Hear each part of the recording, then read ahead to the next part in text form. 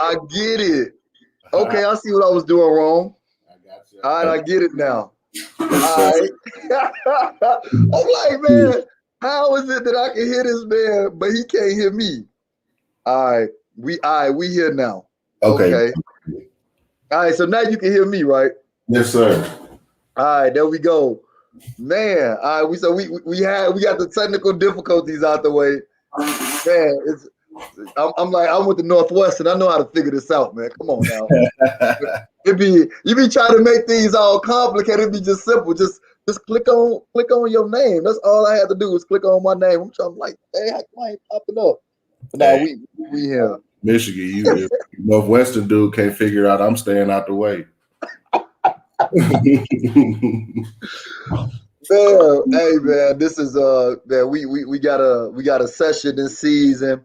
We getting geared up for just basketball off season and throughout, throughout the year, we're gonna have special guests just talking basketball, bringing that old school flavor back. Matter of fact, I gotta show the background at the game when I caught the lob against my cousin before I bring the intro in. Oh, boy, you remember this game? Hey, you remember this? I gotta see it like that. You know what I mean? Oh, that's all hard. Yeah, that's all.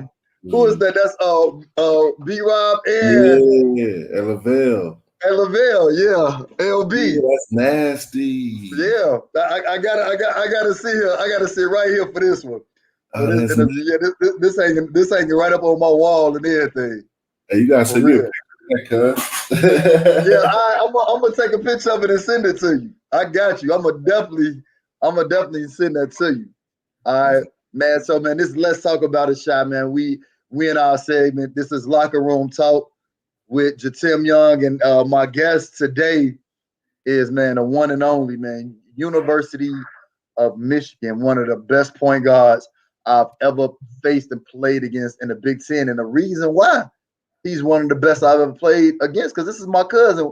We in the same bloodline. Yes, so, of course, I was battling myself, but I was still killing him. I ain't never beat cuz, but, man, that work was real.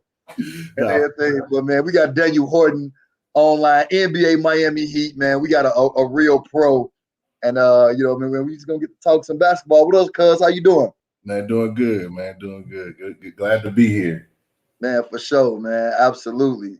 Man, I'm proud of them your Michigan boys. They represented for as long as they can in the NCAA tournament. To me, they was the best team in the country, but just fell short in the tournament. Just talk to me about how you felt about the Big Ten this year, and then just talk about the tournament performance that the conference put on. I think this is the first year I've watched. This is the most Big Ten basketball I've probably watched since we graduated, right? Being those first few years when you're playing and you're away, you don't really have a lot of time to sit down and watch games, especially like a lot of college games. So I would catch Michigan games here or there, like through the Trey Burke runs and all of that. So this is the first time I probably watched about 90% of the Michigan games. And I watched a few other Big Ten games this year. And I thought coming into the season that the teams that end up being in Illinois, Ohio State, Iowa, I knew they were going to be really good because of what they returned, and Ohio State got a couple transfers, right? And with Michigan, I talked to Chris Hunter a lot, and I was like, Chris, y'all have a chance to be good, man. I think people sleeping, because of the way Juwan prepares them and the way they've developed those guys since they've been there. Now, Coach Beeline did a great job as well, so they had a great foundation. Right. But Juwan's approach and his belief in player development, I knew would go a long way. And so with those guys, even with the pandemic and not having a true off season, I just know, when I went up there and I saw the work that they were doing, I'm like, yeah, this is the skill work and the work that needs to be done in every gym, every practice gym in the country. And a lot of places it is going on. But when I saw that, I was like, okay, they're on the right track. So when it came into the year, I thought they had a really good chance to surprise people, and they did, right? Yeah, And they were the number one team in the country. yeah, for I sure. mean, going back and forth with Gonzaga and everything. I think Baylor was number one at one point and everything like that. But yeah, Michigan was complete, and they got into the Big Ten and just kind of took off. Yeah. Now I think once they hit the Big Ten, like they found a rhythm, like a different rhythm. They were already doing really good, but they found a different rhythm and a pace that where it was going to be hard for anybody to keep up. Even in the half court, the pace that they played with, the way the ball was moving and hopping, and the way players were moving, and big fellas screening and rolling. There was a lot of actions going on. Like I knew they were going to be tough to guard, and so Right. that came out. You know that's how things pretty much played out. And I think losing Livers going into the Big Ten tournament really hurt. And I knew they would be okay. Like what the game against, I think the game that they lost in the Big Ten tournament, I think Livers, they found out. So they found out the night before the tournament he wasn't going to play or whatever. So they won the first, they made it to the semifinals and lost. And I was like, okay, that run without your best player on short notice says a lot about what's going on over there. Yeah. You know what I mean? Yeah, So they could have used definitely when they got UCLA was just on fire, true. I mean, they was hot, but not having Livers, I think if you have Livers, now you don't put Wagner in positions where he's struggling shooting the ball, and you putting the ball in his hands because Juwan understands the program, just like, hey, ride out with your best players. Don't make them feel like you losing confidence in them. And it just Wagner didn't have that night. But if you got a guy like Livers who's been in this situation before, who understands how to win, who's played in big games before, he helps you weather that storm. And maybe they pull that win out against UCLA. Maybe by double digits, you know what I mean? Maybe they pull it out, but definitely not having him down that stretch. It was tough because UCLA had 2 6'8" boys that could go get it off the bounce, and that was tough for Michigan to counter when they wasn't really scoring like that, and they was kind of, like you say, moving the ball, going through their offense to get tough baskets. And UCLA was coming down court, just boom, boom, boom, scoring like that. Yeah, and you played a long time, so like you lose your, what's considered to be your leader, your best player on short notice. Yeah. Like a lot of teams come out that next night and really get kicked. Right. It shows like I said that the short run in the Big Ten tournament and the run in the NCAA tournament, it showed that the toughness and the discipline and the overall, like the health of the program when you can make a run like that and your best players on the sideline, right? Yeah. So it's I don't know, that was really impressive to me. I'm not gonna lie to you because I've seen a lot of teams lose their best player and hey, what are we doing? Yeah, exactly. Because it's gonna catch up with you at some point. But it doesn't mean you have to fold and give up, right? You can come together even closer. Figure out ways to, like Juwan did, okay, we're going to slow it down a little bit and play through big fella. And everybody buys into that game plan and you execute and you win. So they did a good job of not folding and continuing to fight and compete. And they did well. Yeah, I mean, they were suffering. Juwan Howard, that Chicago mentality that he got, like, man, look, I don't care who here or who we going against, because the way they gave it to Florida State, man, I thought Florida State was a 22 seed, and they had all them athletes on the floor, and Florida State they 30'd them.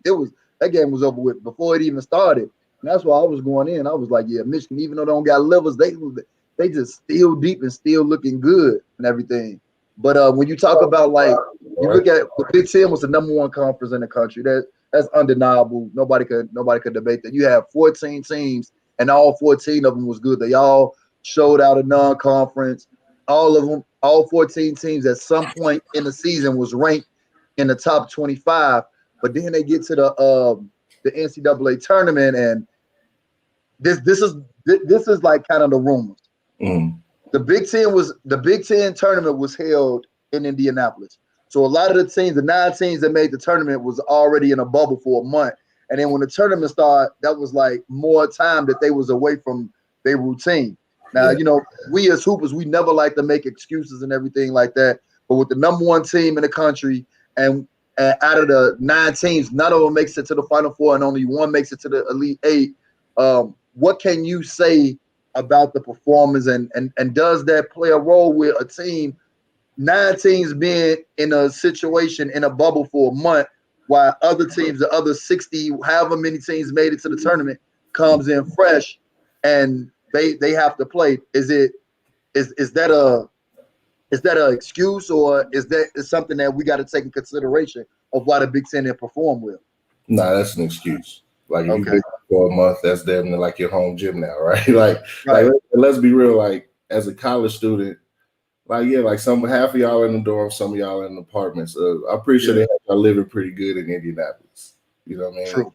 Not having to go back and forth to class. So like you're all basketball at the moment. You know what I mean? It's like it's like a month-long, 2-month-long AAU tournament, like when we were kids, right? Like it's all basketball all the time. So how can, as a basketball lover and a basketball enthusiast, I feel like that's an excuse, right? I feel like you have an advantage. You've already played 3 or 4 games or 2 or 3 games in these buildings already. Not only are the early round games are held at Mackey and other places within the Big Ten. It's the eventual final, whatever, is condensed to Indianapolis. So like that's all Big Ten footprint. So if you're looking for excuses, sure. If you're looking for excuses, and that's what I would say. Like as a competitor, it shouldn't have been like technically the Big Ten had the home court advantage. You know what I mean? And how often does it happen, right? Yeah, everybody was in one location. Yeah, that's the thing. Like everybody was in one location. So I knew things was going left, especially your rival school, Michigan State, when the kid made a mistake against UCLA at the end of the half. As a basketball player, I'm thinking, what basketball player don't know you about to get yelled at for a blown assignment? Coach Izzo goes and approached the young man, and first he was talking to a teammate about it. Coach Izzo goes and approaches him, and then he gets an attitude with a Hall of Fame coach.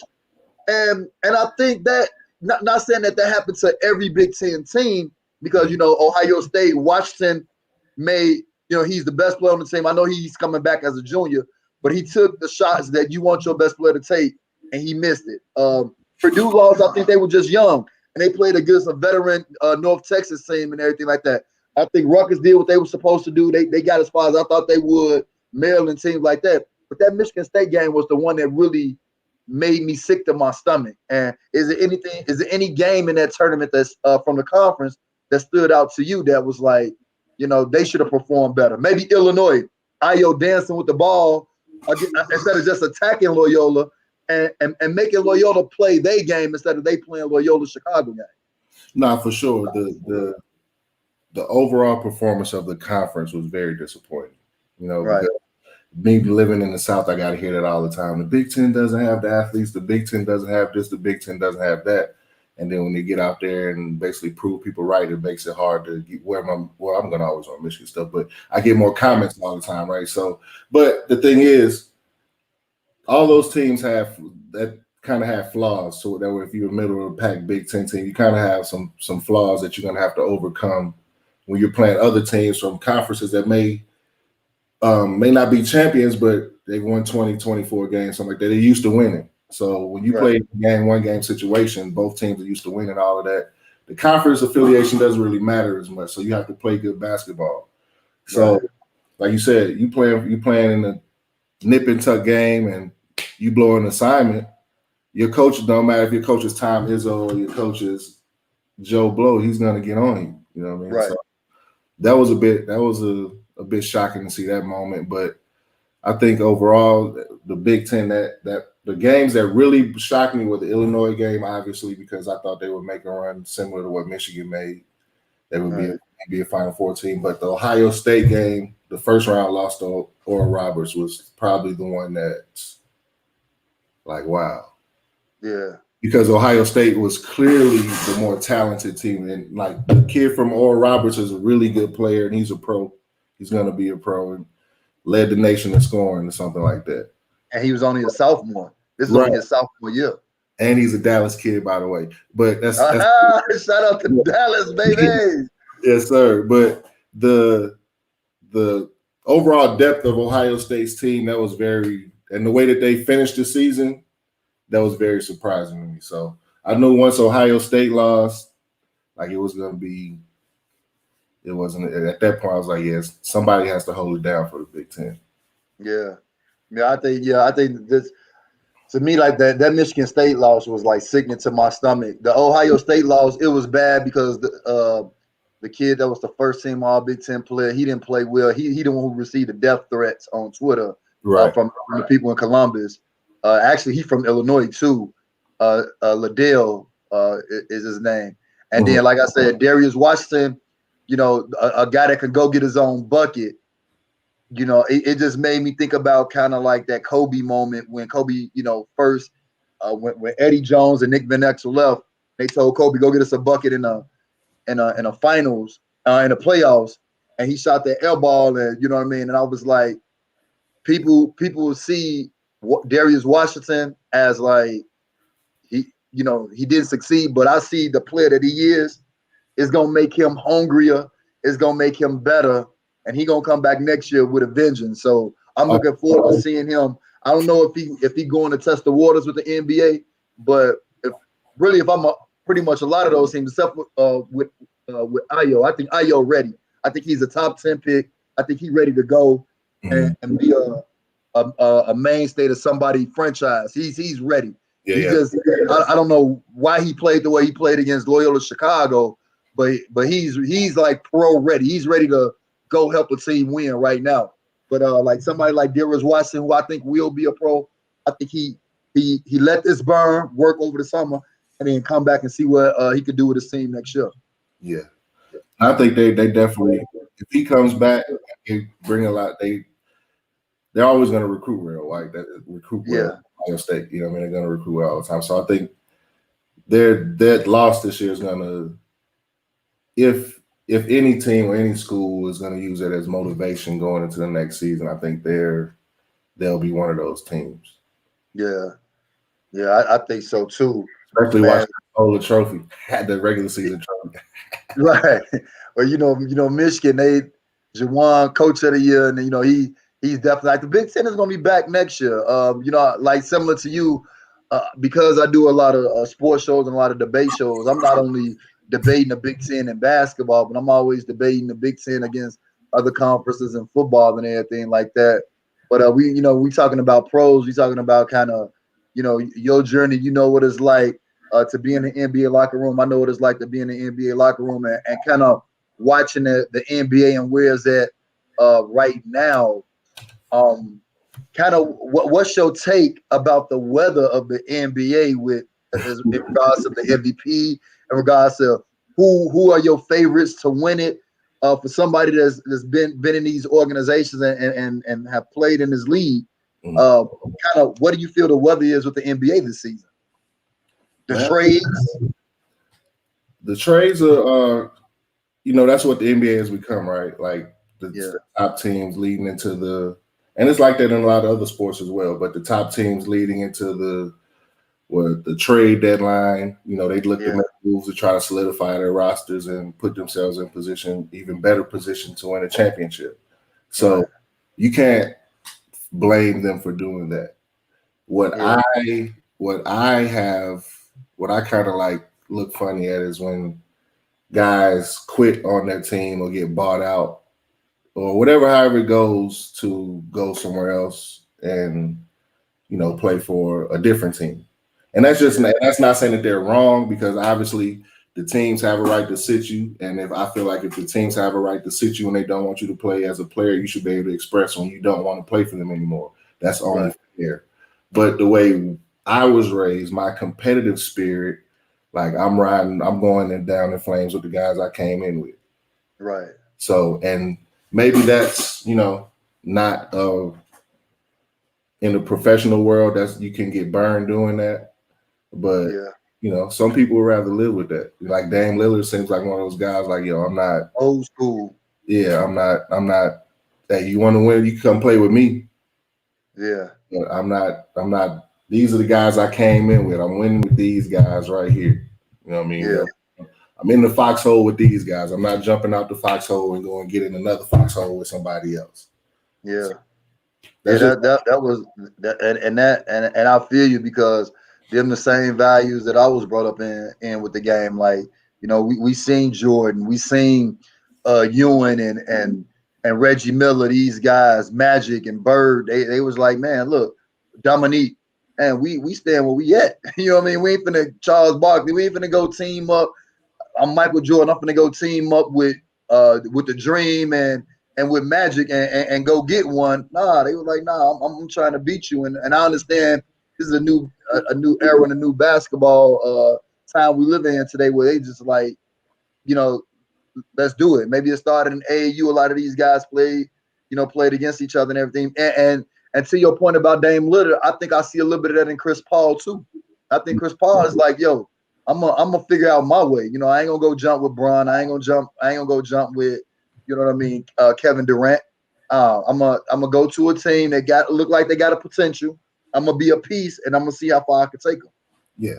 And at the end of the day, like even look like with LeBron, if you, I'm pretty sure I don't know him. You know what I mean? I don't like. I'm not speaking for him, but I'm pretty sure if you ask him of the championships he's won, which one is the sweetest, he's gonna say that one in Cleveland. Right. Like, and that was still a very, that was a super team that was put together with a few stars, but it wasn't the D Wade, Chris Bosh situation. You know what I mean? Like, so I think the beauty and the what makes it great in the end is the struggle during the grind, right? So like the harder you have to work, the harder you have to grind to achieve something, the more it's gonna mean to you once you achieve it. If I got it easy, okay, whatever. Like I can do it again. It was what you I can do that again. Right, but if it ain't gonna mean as much. Right, like if you came to within an inch of your life, you know what I'm saying, to achieve something and you achieved it and made it through that, now you looking at this like, okay, I'm a champion, like I'm a true champion. I'm a true champion. I have to really go get it. Yeah, you know what I mean? So and it just depends on how you look at, like you said, some values are different now. They handing out 200 plus $1 million contracts now. They weren't doing that when we were coming up. Our basketball character and our basketball brains were being developed as kids. They wasn't passing out that type of money. Right. So you had Jordan, people, superstars saying, "I'll play for free. I'll play for the love of the game." That's how we grew up on. You know what I'm saying? So now it's about getting a bag and building your brand and, you know what I mean, all that type of stuff, and how long you can play and continue to make money at a high level. So I get it, but I think as a basketball purist, I love those guys that like, hey, I'm 10 tones down with the dudes I came in with. Yeah, I hear that, and that's why like Golden State, I hear what Draymond saying is like, man, we won, and we had the best record that's ever been in the NBA with the guys we drafted to this team before KD came. We had already did it and did something. You know what I mean? So with that, with your Final Four, two in the Western Conference, two in the East. Mm-hmm. What is it looking like to you, and who is your dark horse to go to the finals in both conferences? Okay. If you have to pick a Final Four, you got the Eastern Conference finals, you got the Western Conference finals, and then you got like a dark horse, like from both conferences. Who would it be? All right, so I'm gonna give you that, and I'm gonna ask you your other question about what I think about the MVP race. All right, so my top four in the East, I would say New Jersey, obviously, if they're everybody's healthy, right? And Bucks have really, kicked it into another gear. They have. It's still gonna come down to how many jump shots Giannis is gonna make to keep the defense honest. But right now, like, they've kicked it into a whole nother gear. Like when they have their team out there, they've been scoring 130, 140 points on people, and they're kind of back to keeping teams closer to 100. Like that was kind of like the thing with them coming into the bubble. They were the best defensive team in the league, and through the bubble, they were one of the worst. Right. So like, I think if they get back to playing defense how they did before, it'll be the Nets and the Bucks in the East. And in the West, I have if the Lakers are healthy, they're going to be hard to beat. I don't care, how you feel about LeBron or how you feel about the situation as a whole. If they're completely healthy, they're going to be hard to beat. So I would say the Lakers. And I'm going to give even you with Rondo going to the Clippers, with the Clippers finally getting a point guard. Yeah, because they still who plays who are the bigs in with the Clippers. They just signed DeMarcus Cousins. But see they how got Ibaka. See, I got to think for a second. The Lakers you don't have to really go too far with the Lakers. They got AD and Drummond now. Yeah, they do. And you got Gasol coming off the bench. Exactly. So they're back to having a really good three big man rotation. You know what I mean? You have your superstar and AD. And they may not be as athletic as Dwight and McGee were, but they're veteran guys who know how to play basketball. So, and Drummond is going to get you 10 plus rebounds regardless. So they're going to be tough. And then in like the West, I think that's where you could probably pick a dark horse, right? Because after Utah and LA, it's a bunch of teams that Utah, LA, and the Clippers. I'm sorry. After those three, there's a bunch of teams that like, hey, we could beat like the Suns. Like, are you just absolutely sure Utah can beat the Suns in a 7-game series? I don't believe in Utah, to be honest with you. I think, to be honest, if Steph can get the 8th seed and Utah stay 1, I got Golden State over. I got Golden State over Utah. I don't believe in Utah. You talking spicy now? Oh no, I don't believe in Utah. If you get Steph Curry in this tournament and you say, okay, now fellas, we made the dance. We in the top 8 because the way it's looking. If Steph don't get that 7th seed and he stay 8 or 9, he got to do the play-in game. Kind of what Ja Morant was last year. They're liable the way they've been. I'm sorry to cut you off, but that's the only thing with the Warriors that they're liable to get beat by 30 in the play-in game. It's the one and done. It's NCAA tournament. Yeah, and they've had some really shocking performances. Like they got beat by 50. They got beat by 40 another night. Like, fam, like you're. No, it's not one and done. It's the best of 3. Oh, it's the best of 3. Okay, that's that. I think it's the best of 3. I like the chances better than in a series.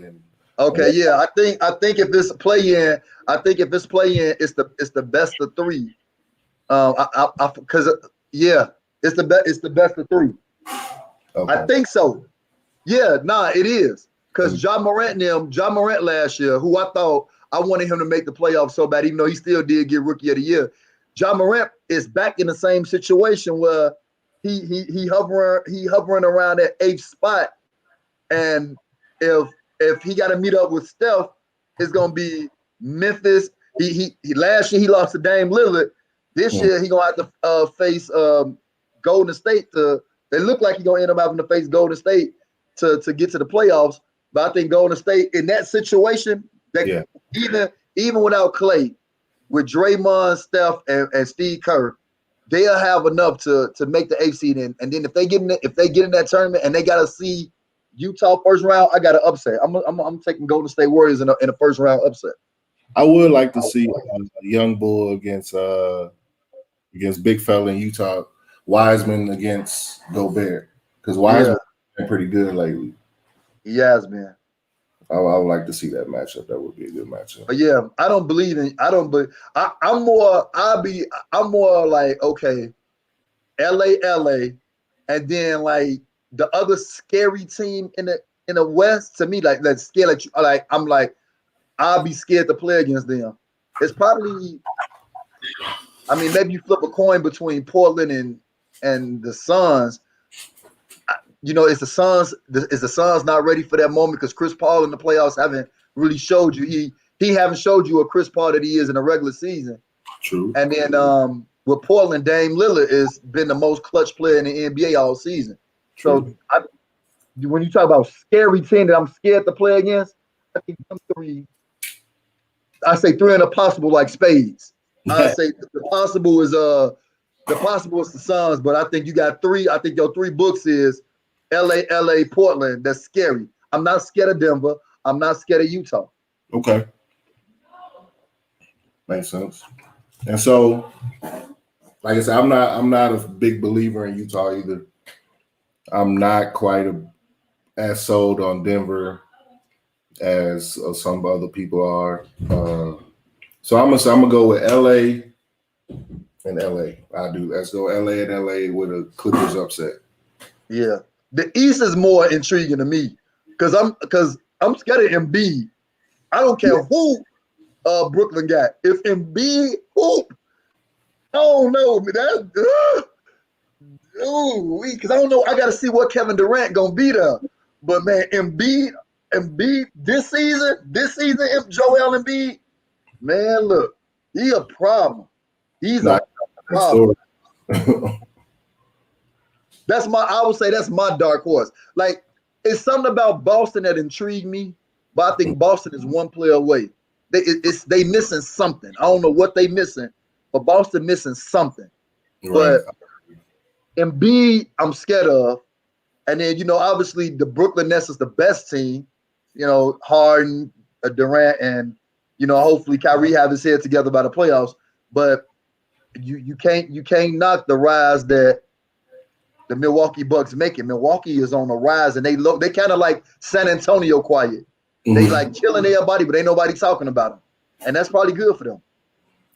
Yeah, it is. It's definitely good. They can sneak under the radar, continue to get better as the season goes along, hit their stride at the right time. They can shock some people. But that series that I really I'm going to watch, if the standings hold like they are now, I'm going to watch every game of the 4-5 Hornets Hawks series. Oh no, LaMelo though. LaMelo ain't there. He hurt. He done for the year. That's why I say if it holds, because that means the Hornets will still be playing kind of at the same level they've been playing, even with LaMelo. Now, if they drop, then they obviously won't play, but it would be more intriguing with LaMelo, no question. But I like what Charlotte does. Like they play together, and people still not they still sleeping on Scary Terry. Right. I love point guards that get buckets. Yeah, he picked up where he left off in that Boston run when they was one shot away from going to the NBA Finals as rookies. Him, Tatum, and Brown. Without Kyrie and Gordon Hayward. So, he definitely been scary for sure all season. Yeah, not having LaMelo takes a little bit off of, but I'm gonna watch. Especially being down here in Atlanta, I'm gonna watch every game of that series. Yeah.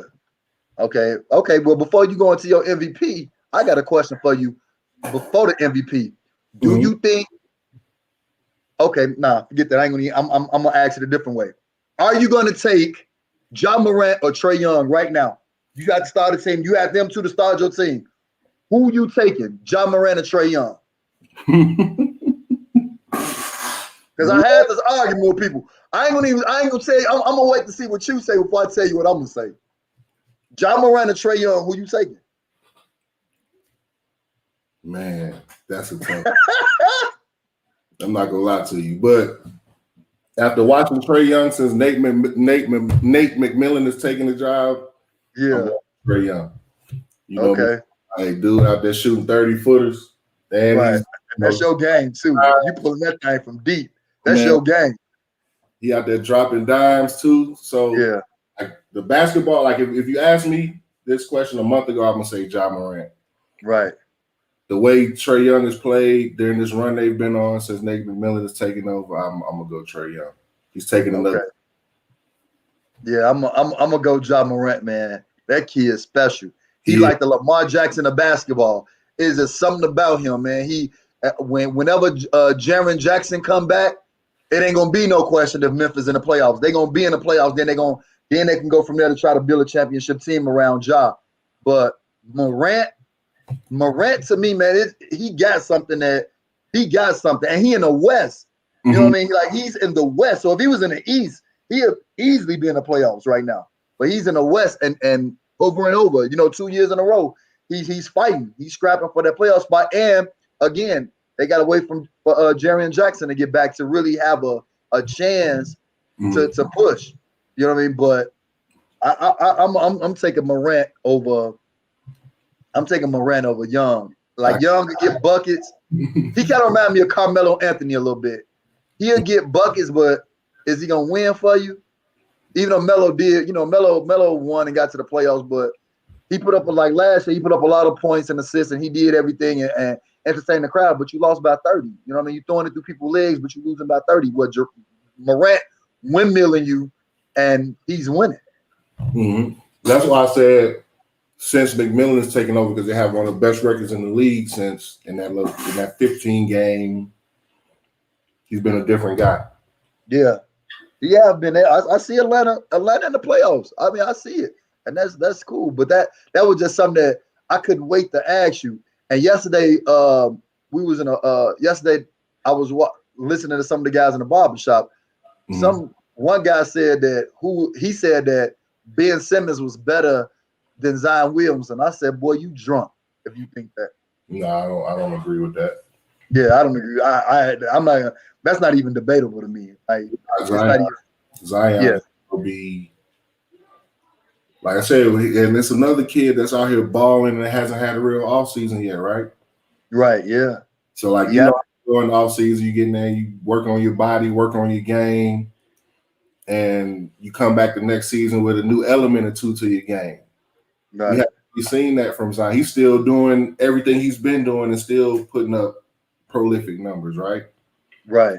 When he really with his people, and he might even slim down a little bit, you never know. But he's definitely going to work on his game, come back next year, and he's shooting the ball at a high clip from three. Yeah. Or he's like, picking pops at man. This kid's going to be, he's going to average 30 a couple seasons during his career. Yeah, I think so too. They can score. They just need some. They need some defense, and I think, I don't know where they gonna fall in the draft, and obviously they still trying to fight to get in the play-in game. I don't think that. I mean, if you look at the standings, I don't think that when Curry and them smell the playoffs, they gonna kick it into that gear. And like I said, I'm more so, even though Ja Morant don't got the talent that the Pelicans got, I believe more in him making it to that 7th, 8th, 9th seed than I do the Pelicans this year. You know what I mean? The Pelicans got to get some defenders on their team. I'm about to say the Pelicans don't play no defense. Yeah, they gotta get some defenders. They're gonna give you 145, but then all you gotta do is score 146. You're right. That's it. What do you think about the Kings? You think they could make it? They can sneak in there? Man, and it's so funny because the Kings always got a talented team, but they never seem to even. So, I think they. I don't know. I don't know what they miss. I don't know if it's coaching. I mean, they got all the players. I mean, they don't got a lot of vets, but they got all the players that can hoop. These guys be balling, but they just it's a mentality now with them. Like, is De'Aaron Fox good enough? De'Aaron Fox not doing what Ja Morant did, and Ja Morant was eating oodles and noodles 2 years ago. And in his 2 years, he been in the league. Took Memphis from the bottom in playoff contention. Both years he been in the league. Right. And De'Aaron Fox and Buddy Hield, they got the talent. They Fox do the same thing, but for whatever reason, in these close games, that's what Sacramento's good for. They lose a bunch of games in a season, but they always losing by 1, 2 overtime. You know what I mean? So I don't know. Yeah, I think they still have another step to take as far as the maturity in their games. As far as De'Aaron Fox is a big time talent, but right, he makes that, like you said, that next step in maturity of running the team and getting buckets, making it all. I think they'll be fine, but I think they're probably next year they'll be a playoff team. I would say that would be my guess. But to answer your MVP question, right? Coming into the season, you couldn't have paid me to think anything other than Giannis was going to win 3 in a row. But when Jokic is playing, he's really that's probably the race right now with everybody else that's been in it, getting hurt and missing a bunch of games. Right. So this is probably Jokic and Giannis right now. Right. I don't think Donovan Mitchell's numbers are as impressive as theirs, even though they're in first place. And who do you pick for MVP for the Suns? Do you choose Chris Paul or do you choose Book? Neither one. Right. So, and they're in second place in the West, so both of them might get a little bit of love. So, well, what the media is doing is they giving Chris Paul more of the credit for that turnaround than they are Devin Booker. Well, shoot, Booker was averaging 26 last year, or something like that, and they were terrible. I mean, a couple years ago before Chris Paul got there, they were terrible. So, right. So it's, I mean, can you? And then James Harden just got hurt, so he out of it. And I think they're gonna put. It's already today is April 10th, so they're gonna put James Harden down for as long as they can because they're gonna need him. From I think what the playoffs start in what May 1st, the first week of May. Yeah, so they're gonna tell him chill. We don't need you right now. That MVP race is over with for him. LeBron, again, he been out of only 6 weeks or something like that. So he gonna be out a little longer. AD, they definitely not rushing back because I think the injury that Anthony Davis got was similar to what happened to Kevin Durant in Golden State. Kevin Durant tried to come back and play through it and ended up, being gone for a year and a half. So they're gonna make sure they take their time with him. And then Embiid, even though to me, this particular season, 2021, he's been the best player, but Embiid missed games. Yeah. So I think by default, you got to give it to Jokic. Yeah. Because even the Bucks are starting to sit Giannis every other game. I think they sat their whole starting five last night. Okay. So they changed I think Giannis missed like his fourth game or something like that because of a knee injury. So he misses a couple more games. He probably, like you said, by default is going to be Jokic. Yeah, the Joker. I mean, and that's the thing, I mean, even if Joker win it, even if Jokic win it, it's like, okay, yeah, you won it, like you just won it, but you, like nobody just threatened by them, like winning the whole thing. Like I'm not scared of Denver, even though last year what they did was surprising, especially being down 3-1 both series. They coming back, winning both of those, upsetting the Clippers. And then turning around, and I think one of the games that they played against the Lakers, I was like, man, the refs is cheating these boys for real. This don't make no sense that Denver's cheated like this. But they still took it to 6. Yeah. And Bron, obviously he closed the deal like he was supposed to. But I just Jokic, he win, congratulations, but who if the playoffs start today, who are they playing against first round? Let me see. If the playoffs start today, they will be playing.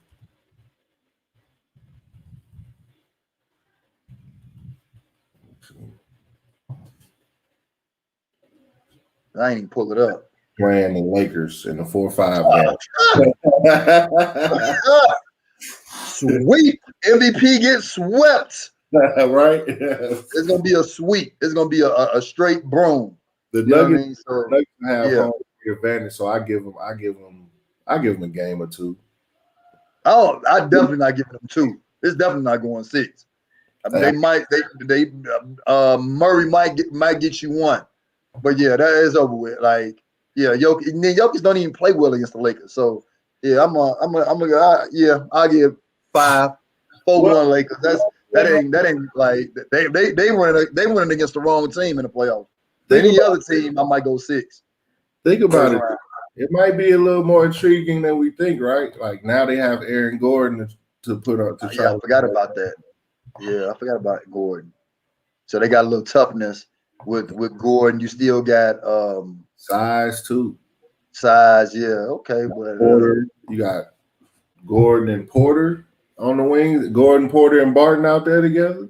Yeah, true. More intriguing to support. And Gordon last year in the playoffs when Orlando was the 8th seed and Milwaukee was the 1st seed, Gordon went crazy and they got the first game. Remember they put them down 1-0 early in the playoffs, and then Giannis and them came back and they had to scrap their way to beat Orlando, but Aaron Gordon balled out. Oh yeah, he sure did. That's when. Matter of fact, they looked like the better team before old boy got hurt. Jonathan Isaac. Yeah, they was giving it to the Bucks. They was. I was like, ooh, the Bucks finna lose the first round in the tournament. Oh my goodness. Vucevic in Chicago, giving Chicago some hope. But with the dunk champion, Levine over there. So that's a good move for the Chicago Bulls. Did you catch them? You said they catching up to the playoffs, the Bulls? Did you catch the Hawks Bulls game last night when Levine had 39 in the first half? Woo! Nah, I did not. I didn't even see that game. Yeah, 30. But guess what? Trae Young still got the job done. Yeah, see that's the Trae Young, Oklahoma Trae Young I want to see. Because the Trae Young that I'm seeing, he gonna give you 44, 45, but the winning don't matter. But for him to pull out a win like that and no Rondo there no more, so it's not like you like, all right, we can wait to the playoffs and then Rondo gonna carry us. Nah, you the point guard, you the future, you carry your team. So that's kind of, I mean, like I say, with Vucevic and Levine, that's a good build. That's a good building block for the Bulls, and they can go from there. I don't know like how they gonna finish the season this year. Maybe they make it to the play-in game. Maybe they get the 8th seed. I don't know, but in the future, that's you could build around that. With them two pieces, you could build. I don't know if you can get a Derrick Rose. So you definitely ain't gonna get no Jordan team, but if you could at least try to get like a Derrick Rose type of Bulls team where you at least competing for the Eastern Conference Final, you got two good starting pieces with Levine and Vucevic. Yes, we can move around them. Levine had last night, but they, like I said, Trae Young had 42, 9, and 8. So nasty. Young boys was out there hooping. Both of them. Well, man, thanks, man. I got to talk to my camp folk, talk to my cuz, man. Just getting some basketball in, and man, I want you to enjoy your day, man. I'll hit you up later, cuz. Yes, sir. Have a good day, man. All right, you too, my brother.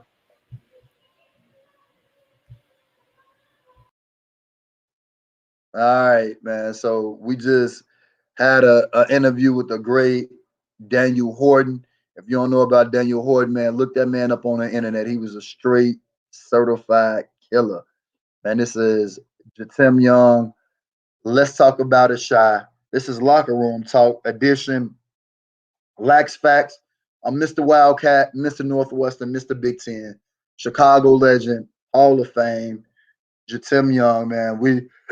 We're gonna have a lot of shows with former players who've played this game, and we're just gonna sit down and have some talk, some good one-on-one conversations. Anyway, man, you guys, whatever you do, do it to the best of your ability. God bless. Hold on, we got a quote from one of my partners from Israel. He said the last European basketball championship was a sensation, that the Slovenian team won the European championships because the favorites were the teams in Spain, Serbia, Greece, and France. And the Slovenian team upset all those top teams. And, that's basketball. That's why we play the sport. All right, everybody, man, y'all have a great night. Man, peace.